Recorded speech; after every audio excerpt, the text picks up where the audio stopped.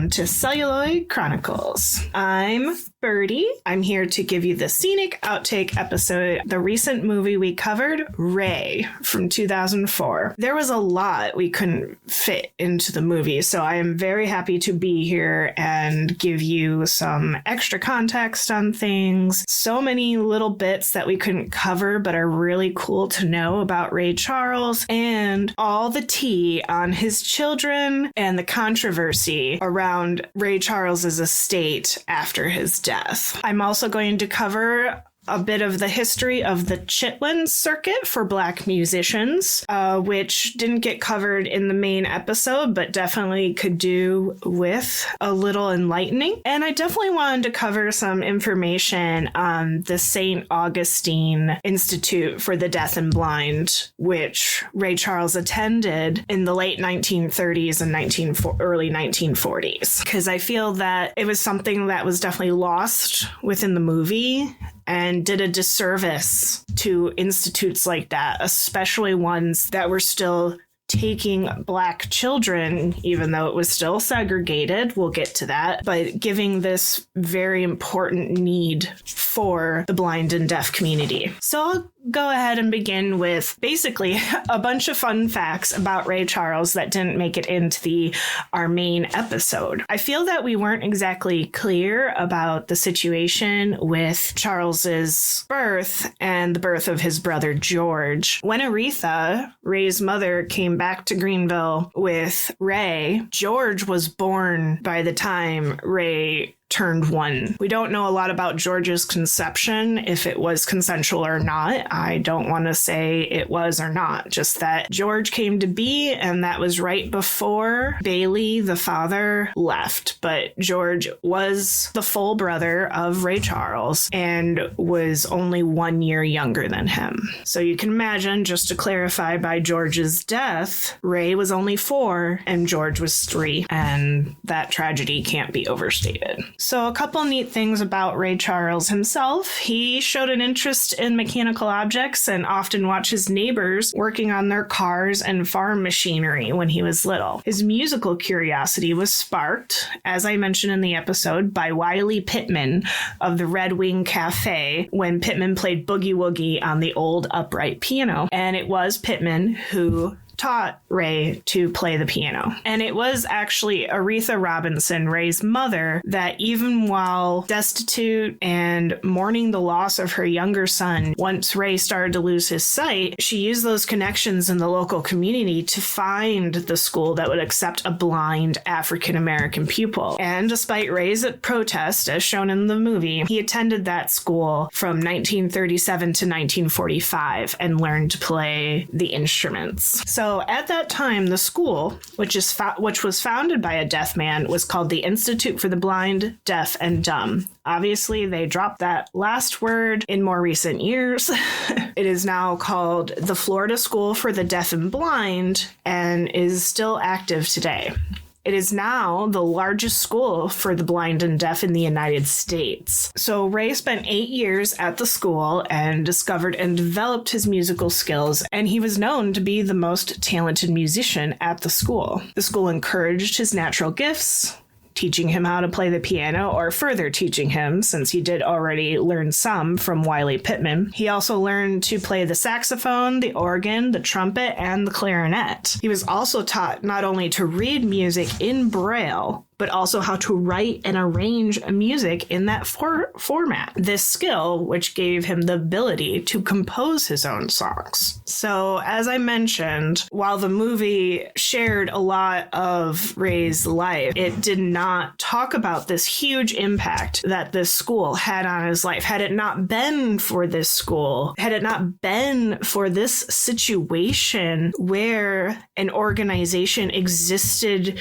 to advocate, teach, and guide young people with disabilities, Ray would not have become the performer he did. And that was definitely a bit of a miscarriage of justice on the movie's part. Yes, he was talented. Yes, he was amazing. But had he not learned the skills he did from those teachers at that institute, he would not have I can't say he would have been as successful as he was. And it's so important for people with disabilities to be able to have access to those services and guidance and institutions. And in a 2004 article on Slate, David Ritz, the co-author of Ray Charles's biography, he points out the fact that the movie, fails to include a single scene from his extraordinary educational experience is another grievous oversight. It was at that state school where he was taught to read Braille, play Chopin,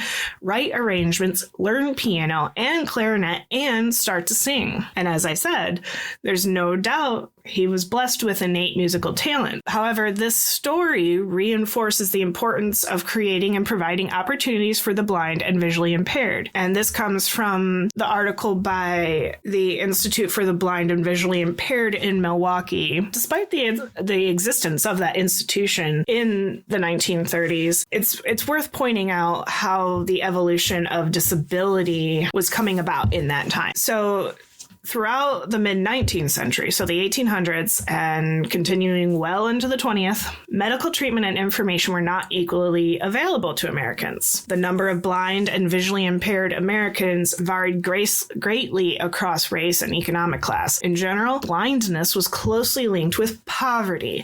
As many African Americans were living in insufficient conditions, there was a significant number of blind African Americans during this period. Before Charles was even born, many blind African American musicians established national reputations, including pianists like Blind Tom Wiggins and singer-guitarist Blind Lemon Jefferson. However, as you may notice, the word blind functioned as a professional nickname used to market and exploit their disability. Adding the word blind to these musicians' names served to make them stereotyped others. A quote from Joseph Wittick from an article on disability in the mid-20th century, he observed, "One form of a blindness myth is that of the suffering blues singer begging with a tin cup. This formulation casts blindness as the mark of a cruel fate which caps the singer's degradation and alienates him from his community." And this is reflected by the mention of begging with a tin cup in the movie. Ray Charles himself was born in a time when blind and visual impairment was actually becoming less common in the United States, thankfully. But to maintain the Jim Crow laws and practices at that time, Southern African Americans were not offered consistent health care. But white physicians began to prognose African Americans as they knew it could be useful for the general population. Go figure. And it's noted in the movie and in Ray's biography that his mother wanted him to be fiercely independent, and he was. He even stated that, and I quote, "She'd make me see I could do almost anything anyone else could do." And this determination and the rejection of his blindness stuck with Charles for the rest of his life. Obviously, you can't reject something that exists. In our modern sensibilities, we would find this a little pull yourself up by your bootstraps kind of thinking, and the only way to help those with disabilities, and most people will deal with some sort of disability at some point in their life. And I'm sure every single one of them, even if they don't realize it, will need a little help, either from family, from institutions, from medical professionals, or just their community. And that can't be ignored. And by lifting a hand to help people when they ask for it, and respectfully, and providing opportunities, everyone can flourish, much like Ray Charles. Now, that's not to say having determination and independence and trying to find your own way isn't admirable and a wonderful motivation in your life. The existence of disability advocacy is still necessary. So obviously, when Ray attended the St. Augustine School in 1937, this was still the Jim Crow South. And as was the general case for all segregated schools, the African American facilities were significantly inferior. The African American children were given cast-off supplies from their white sister school, including not only worn furniture, leftover food, and chipped tableware, but also Braille books with dots so faded that they were hard to distinguish. While Charles was given an elementary school education, the African American children were also required to learn practical skills that would help them support the school. Ray Charles's main task was to sew bands around straw brooms. This is something partially not shown in the movie, but Ray not only learned Braille as shown, but he did learn sign language as a mean of communicating with other deaf children, and also the Braille music. When Louis Braille first invented the system of raised dots that could be read by fingertip in 1824, he also devised Braille music. This code is still used with the Braille dots, but had its own entirely separate meaning. However, reading Braille music posed difficulties, as Ray had to play the piano with his left hand while reading with his right, and then switch positions to learn the keys on the other hand. Because of this arduousness, he actually would memorize the song by heart instead of going back to read the score. Now that shows some talent. As a note, when Ray did become completely blind, he actually had his right eye removed due to the painfulness. It's not clear if he had it replaced with something or if that's just consistent with him wearing the sunglasses most of the time or why he kept his eyes closed. But Ray also refused to play the guitar because, quote, seems like every blind blues singer I'd heard about was playing a guitar. He also forewent the use of a white cane, which had become standard use from blind people in the 1930s, and in fact was a powerful symbol of independence for many blind people. He refused to use the device. He quoted, "Now it's important that you understand that there were 3 things I never wanted to own when I was a kid: a dog, a cane, and a guitar. In my brain, they each meant blindness and helplessness." So you can see how the culture formed around the idea of blindness and disability and the presentation of that. I think thankfully for most people now, having a cane, a dog, or even a guitar is what you make of it. And screw everybody else and what they think. Use the items that can help you, whatever that is. As someone who has formerly used a cane when my mobility was very low, and I'm very willing to use a cane again, it meant the difference between being stuck at home alone and going out and enjoying the world around me, regardless of what people thought. And my friends and family sure didn't care. I watched my grandmother sit for years and years because she refused most of the time to use a cane or a walker when her mobility decreased later in life. And I watched her just become so isolated and lonely, and I will not do that. Yes, Ray Charles got around without a cane, but that doesn't mean you have to. That doesn't mean other people have to. It just meant it worked for him, but it doesn't mean it works for other people.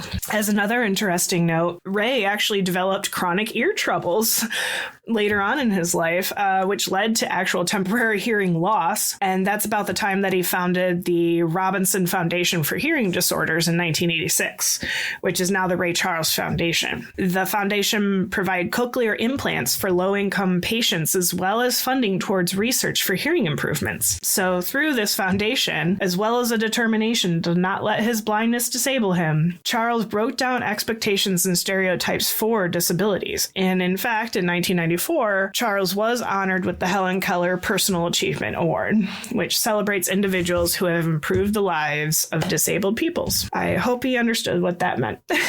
And that's according to the Smithsonian article, which will be noted in the show notes. So moving on, after he left the school, which was in 1945 when his mother passed away, he moved to Jacksonville, Florida to live with a family friend, Charles Wayne Powell, who had been friends with his late mother.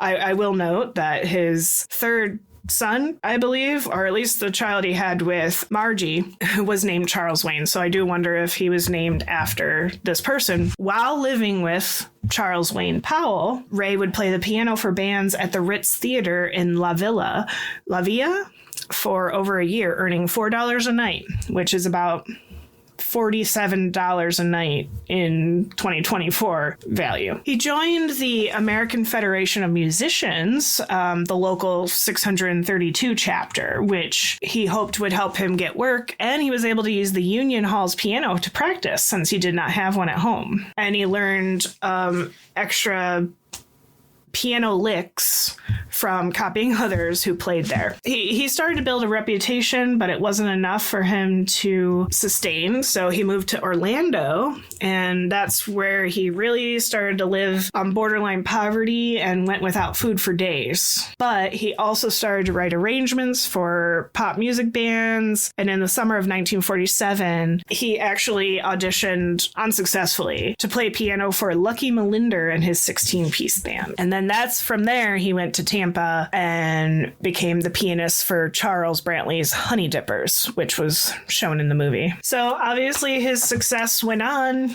just as we talked about in the main episode. But it's worth noting that in the early 1960s, on the way from Louisiana to Oklahoma City, Charles actually faced a near-death experience when the pilot of his plane lost visibility as snow and the pilot's failure to use the defroster, come on, caused the windshield of the plane to become completely covered in ice. The pilot had to make a few circles in the air before he was finally able to see through a small part of the windshield and land the plane. I do wonder if that pilot was from up north here in the deep north, where you'll scrape a small section of your windshield just so you can barely see the road while you drive to work when your car's frozen because you refuse to actually give it a proper scrape. Just saying. He was able to land the plane, and Ray actually placed a spiritual interpretation on the experience, claiming that something or someone which instruments cannot detect was responsible for creating the small opening in the ice on the windshield, which enabled the pilot to eventually land the plane safely. When discussing some of Ray Charles's very interesting take on activism, most of his recordings between 1968 and 1973 evoked strong reactions. They were either adored or panned by fans and critics alike. His recordings during this period, especially 1972's A Message from the People, moved toward the progressive soul sound popular at the time. This song included his unique gospel-influenced version of America the Beautiful and a number of protest songs about poverty and civil rights. Charles was often criticized for his version of America the Beautiful because it was very drastically changed from the song's original version. Oh no, how dare. So this isn't really mentioned in the movie, but in 1974, Ray actually left ABC Records, the place that he went to after Atlantic Records, and recorded several albums on his own label called Crossover Records. He even did a 1975 recording of Stevie Wonder's hit, Living for the City, which later helped Charles win another Grammy. And actually in 1977, he reunited with Ahmet Ertegun, the man who took Ray on at Atlantic Records, so he must have not been too mad, and he reunited with him and re-signed to Atlantic Records. I kind of wish they'd mentioned this in the movie. I don't know where they would have, but it kind of shows he still had a soft spot for that company, and he recorded another album, True to Life, and remained there until 1980. But the label itself, Atlantic Records, which some people may know, began to focus on rock acts, and some of their prominent soul artists, such as Aretha Franklin, were starting to be neglected because they were shifting. And it was the 80s. I mean, that was like rock heaven at that time. And in 1985, Ray actually participated in the musical recording and video We Are the World, which was recorded by the supergroup United Support of Artists for Africa. Take that for what you will. He also appeared in commercials in 2001 and 2002, so close to when he passed away, for the New Jersey Lottery to promote this campaign, For Every Dream, There's a Jackpot. So I actually want to discuss a little bit more on the Chitlin Circuit, like I mentioned earlier. It was definitely mentioned in the movie, and I can't say it was exactly glossed over, but it wasn't really explained how important or vital this circuit was for Black musicians in the early 1900s. And so I'm going to dive into a little bit of that here. The Chitlin Circuit was a collection of performance venues throughout the eastern, southern, and upper Midwest areas of the United States that provided commercial and cultural acceptance for African American musicians, comedians, and other entertainers during the era of racial segregation, which went through the 1960s. The Chitlin Circuit was considered to be by, for, and about Black people. There is debate as to when the Chitlin Circuit peaked, but some say it peaked in the 1930s, which was when Ray Charles started. But some also say it was after World War II. And others say it was the time of the blues. Hard to say. So obviously the name is interesting. Chitlin, for those who don't know, chitlin comes from the soul food dish chitterlings, which are boiled pig intestines, which is also a play on the term Borscht Belt, which referred to particular resort venues, primarily in New York State's Catskill Mountains. And these were food that was really popular with Jewish performers and audience during the 1940s and 60s. Chitterlings are part of the culinary history of African Americans who were often limited to the intestines or offal of most animals and pigs, and that's what they had to eat as opposed to bacon or ham. The food symbolizes acquiring a taste out of necessity and eventually coming to like it, which reflects what the Chitlin Circuit was. It formed out of necessity, but Black performers took that on and made it thrive. So the name of this circuit did not actually appear in print until 1972 in an article by Ike and Tina Turner in the Chicago Defender. However, obviously, the slang term chitlin was used long before. The blues musician W.C. Handy wrote of chitlin cafes in his 1917 song Beale Street Blues.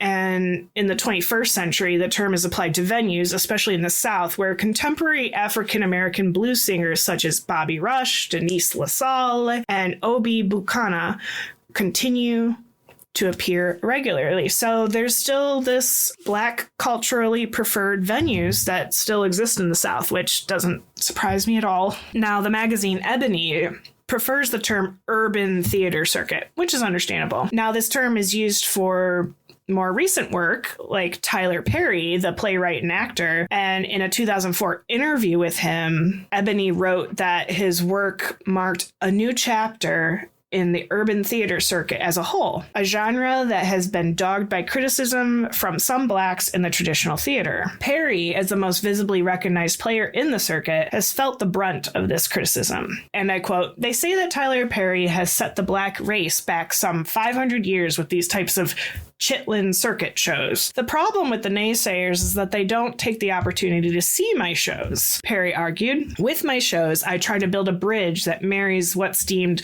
legitimate theater and so-called Chitlin Circuit theater. And I think I've done pretty well with that in bringing people in to enjoy a more elevated level of the theater." Back in the day, leading figures in the circuit were particularly Black Indianapolis entrepreneurs like C. and Denver D. Ferguson. And even after the collapse of the Theater Owners Booking Association in 1930, the Ferguson brothers drew on band leader and influential columnist Walter Barnes and his contacts to bring top Black entertainers to Indianapolis in the 30s. When their business licenses were revoked in 1940, they opened Ferguson Brothers, a booking agency, which grew rapidly and became the most powerful Black-owned talent agency in the country. They helped various orchestras, bands, and vaudeville shows book gigs, including Jay McShann, King Kolex, Tiny Bradshaw, Roosevelt Sykes, Claude Trenier, the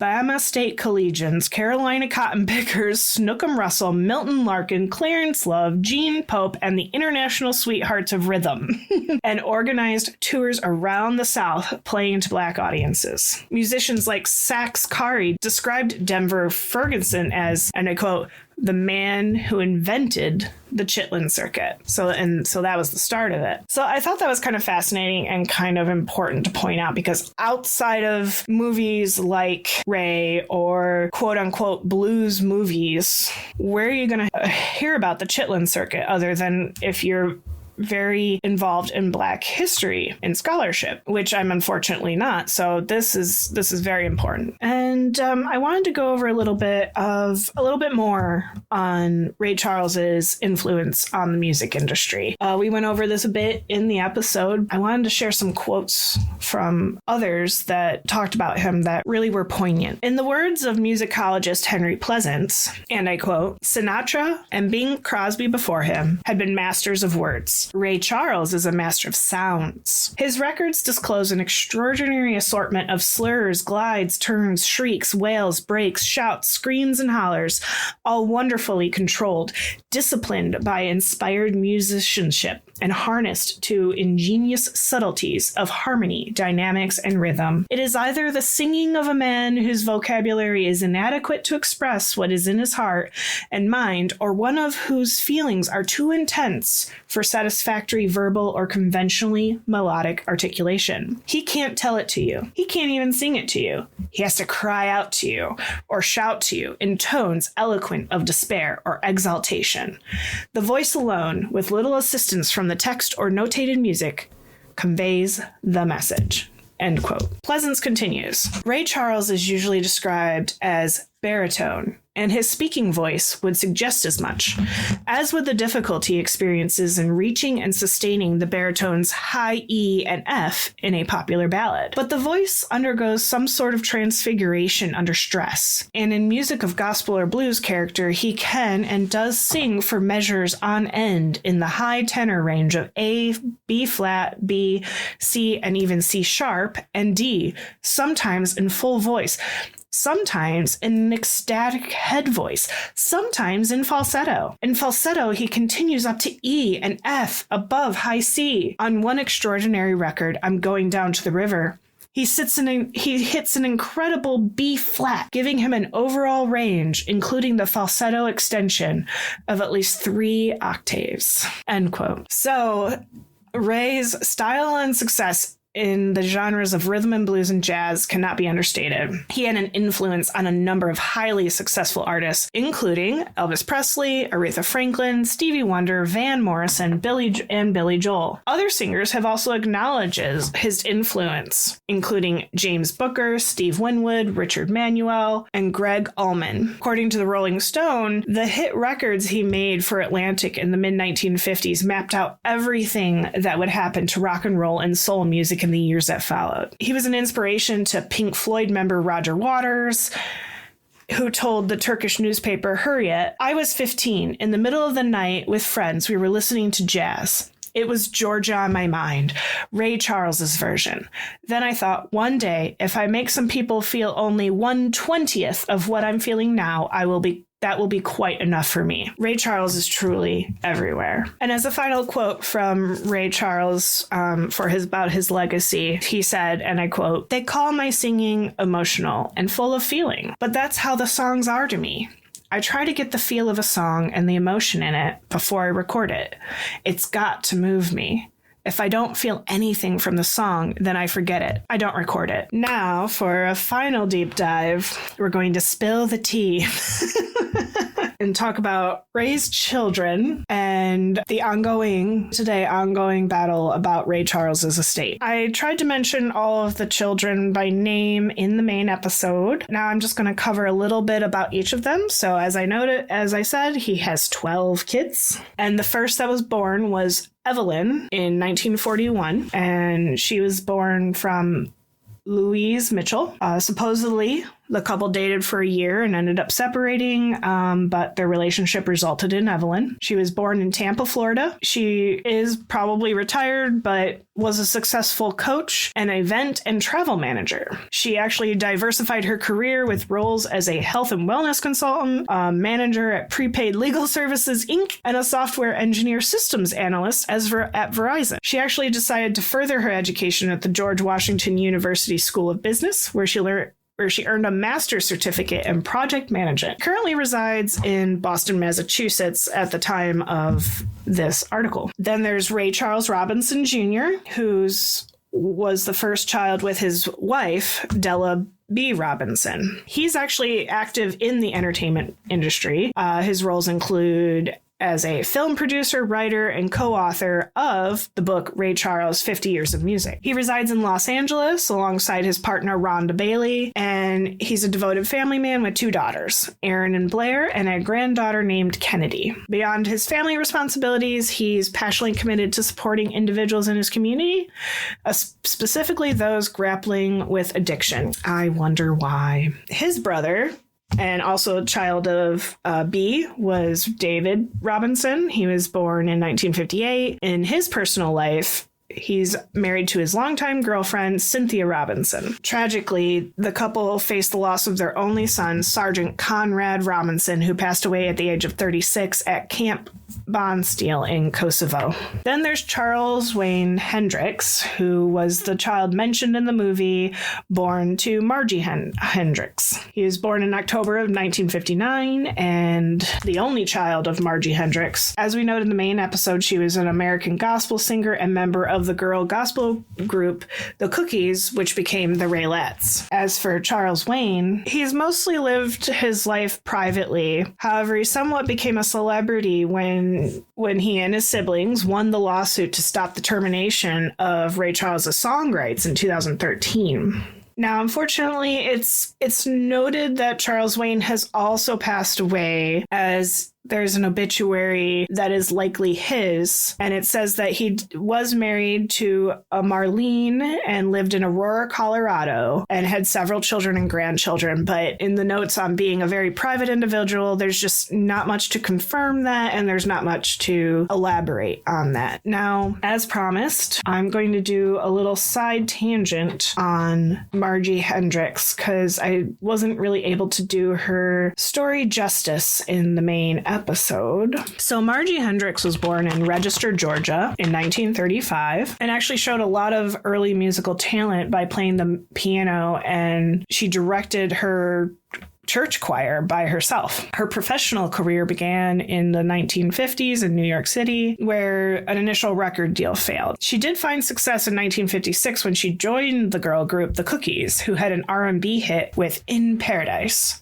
By 1958, she and Darlene McRae left to become Ray Charles's backing vocalist, forming the original Raylettes. And of course, soon after, she began a 6-year-long affair with Ray Charles, which resulted in the birth of their son, Charles Wayne. However, her relationship with Charles deteriorated quickly, and when he refused to leave his wife, she tried to strike it out on her own. But her personal life began to spiral, and she struggled with alcohol and heroin use, which led to volatile behavior, fights, and missed performances with the Raylettes. She recorded her final song with Charles, A Lover's Blues, in early 1964. In July of that year, Ray Charles officially fired her during a European tour after a heated argument where she revealed an affair with one of his trumpet players, and they sent her back to the States. After leaving the Raylettes, Hendrix attempted a solo career, signing with Mercury Records in 1965 and Soundstage 7 later on, but all her singles failed to chart, and her debut album was shelved. During this time, she married jazz singer Robert Fulson, the brother of Lowell Fulson, in 1966, though they divorced quickly in 1968. She also suffered neck injuries and a slight hearing loss in 1967 car accident with Fulson. Unfortunately, her struggles intensified until 1971 when she became mentally unstable and stopped singing. She died on July 14th, 1973 at the age of 38. The official cause of death remains unknown due to a lack of autopsy, though most sources attribute it to a heroin overdose and living in abject poverty.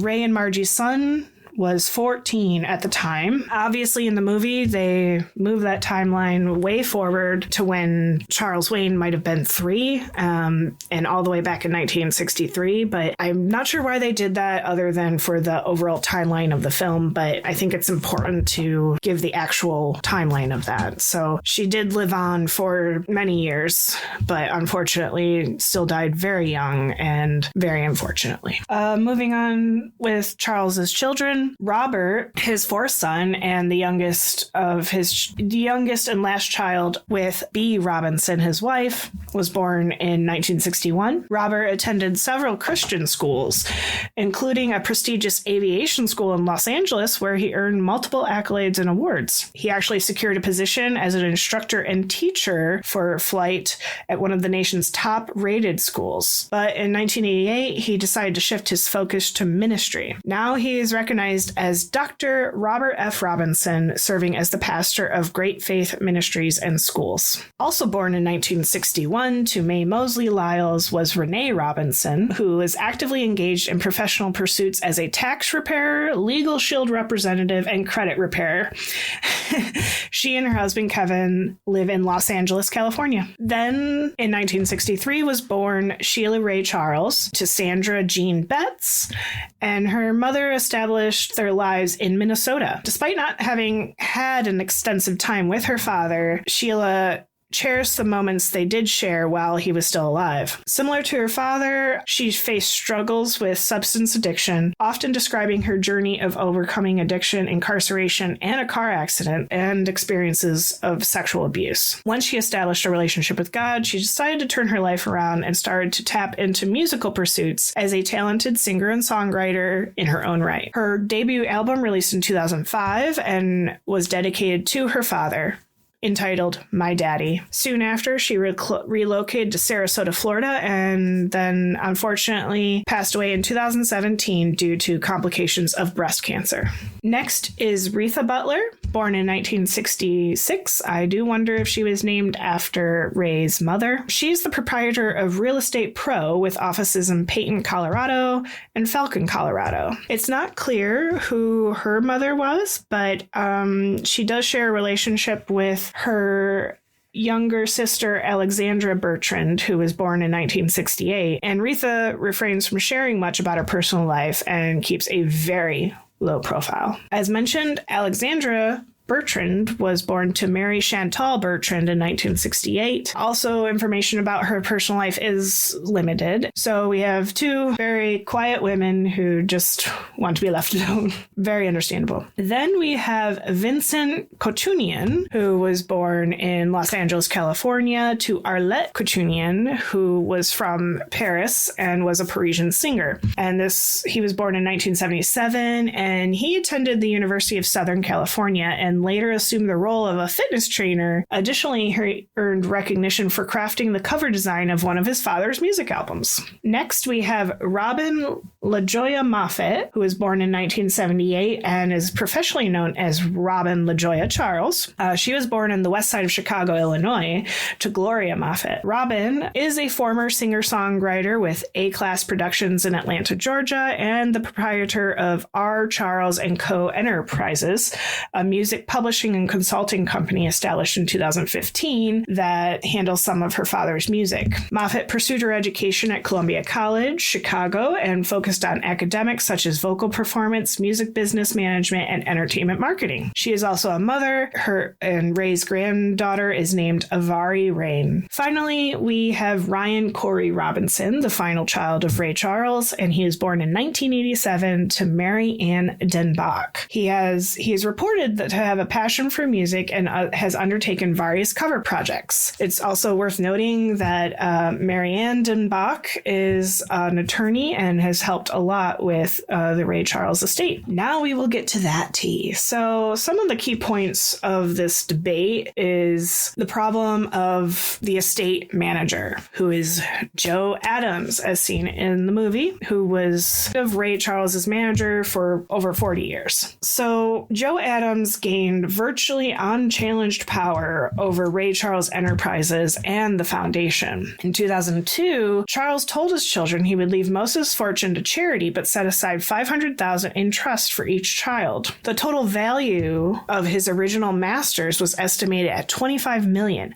plus another $50 million in other assets. The children are accusing Adams of mishandling their father's legacy, distorting and trivializing the Charles name. They also accuse him of excluding the family from managing Charles's name and image, which they contend Ray Charles himself promised them. They're also angry at the release of 2 posthumous, commercially disappointing albums, Genius and Friends in 2005 and Ray Charles Sings Bassy Swings in 2006, that were remixed with overdubbed tracks and new arrangements, which the family and associates believe Charles would have disliked. Joe Adams is also accused of blocking Charles Jr.'s attempts at Charles-branded ventures and allegedly forcing him to sign over his interest in a marketing partnership under duress to receive a trust payout for drug rehabilitation. They also believe that Joe Adams excluded them from ceremonies honoring their father, including his own funeral. So the children have filed lawsuits asserting that Adams was not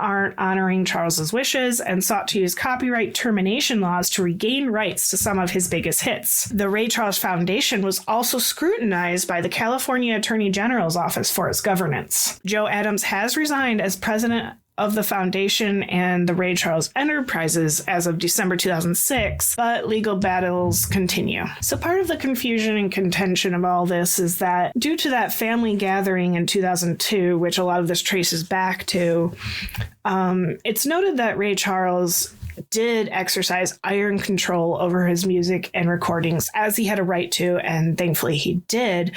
But his legacy got knotted up in these legal disputes and the management of what was supposed to happen after he passed. So at issue is not only the money and the family standing, but the fate of thousands of his musical recordings, videotapes, and other artifacts produced by him. And it's worth more than just money. It is a legacy and musical history, and the children want to win control of this situation so that his music isn't abused, which is very fair. So a little bit about the legal scrutiny happening here. It's noted that the Robinson Foundation, the Ray Charles Foundation, there's a problem that the fact that in the beginning, and the California Attorney General's office has pointed this out, that they objected to the control by a single executive, Joe Adams, and there's no independent board to make decisions, which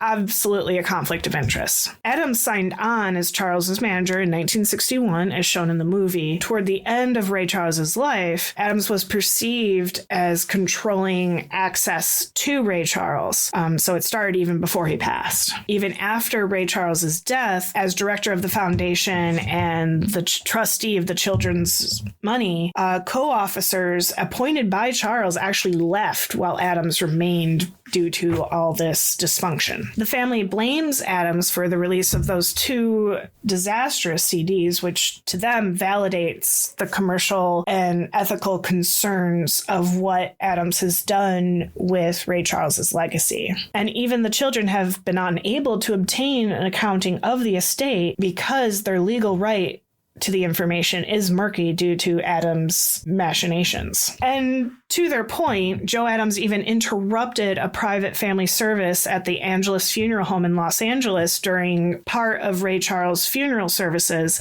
and he attempted to eject some of the participants and ordered the casket removed from the chapel, according to several people who were there. Whew. So one of his sons, Reverend Robert Robinson, said the biggest issue is the disrespect for the family and children. If you respect a man and his work, then you respect his kids. His blood is flowing through our veins. Although the trust documents and the only known copy of Charles's will is silent on the rights to his image, his children contend that he pledged these benefits to them. And I can believe that. Ray Charles Jr. says, "My father told me, you have my name and you'll be able to use it." In 1992, Ray Charles set up a partnership with Ray Jr. and his second daughter, Renee, to market t-shirts and other items bearing his image. And he is noted to have said, "I wanted to give my kids something of their own." And he said this shortly before he died in a deposition related to a licensing dispute. But Ray Jr. maintains that virtually every time he has proposed a Charles-branded venture, it has been blocked by Adams. He contends that in 2005, when he sought a payout from his trust to enter a drug rehab program, Adams forced him to sign over his interest in the marketing partnership first.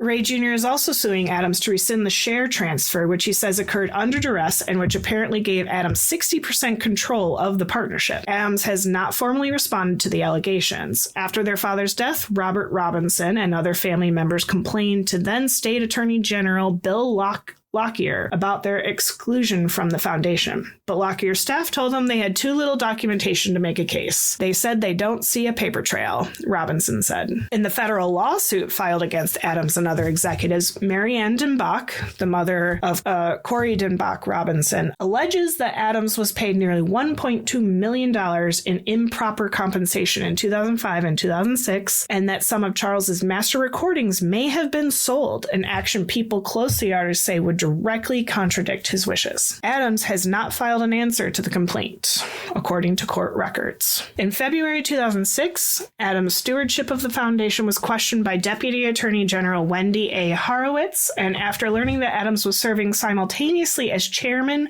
president, and treasurer of the foundation, the Ray Charles Foundation, which is in violation of state law, she gave Adams 30 days to comply. He appointed a new treasurer and a few months later added a majority of independent outsiders to the board. So there you go. However, the Attorney General's office never took public action against the foundation, and in December, Adams resigned as president of the foundation and of Ray Charles Enterprises. He was succeeded by Ivan Hoffman, a lawyer who had worked with the estate.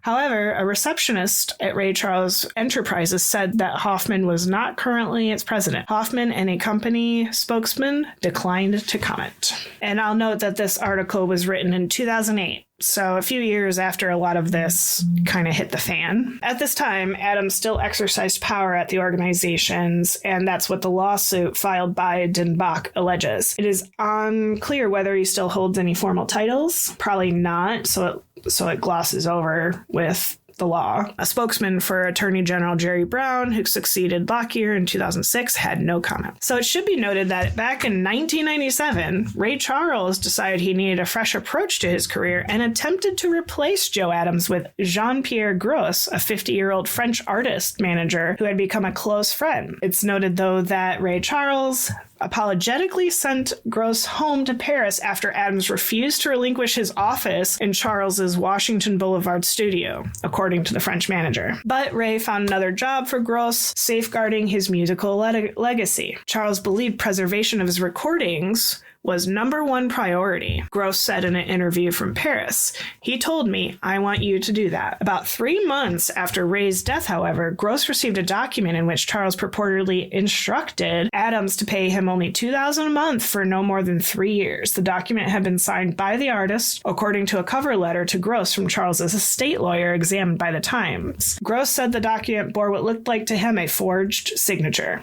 Adams later acknowledged in a court filing in an unrelated lawsuit that he had signed the document in Charles's name under a power of attorney that Charles had granted. After Gros moved aside, Ray Charles's enterprise released the two catastrophic failure of albums that Gros and other Charles associates say the artist would never have approved. The family members are worried that their right to a voice may become even more tenuous with time once Joe Adams passes away. They say after he passes, they have no idea what will happen. Joe can give it to anyone he wants. And that's according to the LA Times article from 2008. In a later article from 2013, it is noted that his children did finally prevail in the first step in winning back his song rights. And the judge in the case made important precedent by deciding that the foundation, Ray Charles Foundation, lacks standing since the statutes were intended to apply only to authors, statutory heirs, and grantees of transfers and their successors, not beneficial owners, which actually could be bad news for other royalty recipients like record producers who might wish to challenge termination notices. The foundation argued that its interest was aligned with the current copyright holder, Warner Chappell,